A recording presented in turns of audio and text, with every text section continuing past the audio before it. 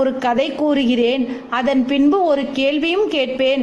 நீ அதற்கு பதில் சொன்னால் நான் உனக்கான பதிலை தருகிறேன் என்றார் பகவான் ஸ்ரீகிருஷ்ணர்.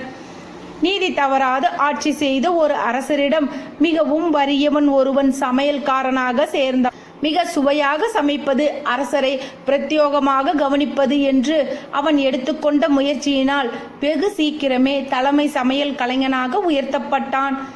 அரசருக்கு வித்தியாசமான சுவையை அறிமுகப்படுத்தி பரிசு பெறும் நோக்கில் அவனுக்கு விபரீதமான யோசனை தோன்றியது.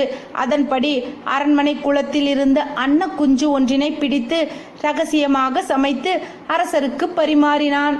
தான் சாப்பிடுவது இன்னதென்றே தெரியாமல் அந்த பதார்த்தத்தின் சுவையில் மயங்கிய மன்னன் அதை மிகவும் விரும்பி சாப்பிட்டதோடு அல்லாமல் அடிக்கடி அதனை சமைக்கவும் கட்டளையிட்டு சமையற்காரனுக்கு பெரும் பரிசும் அளித்தார். திருதராஷ்டிரா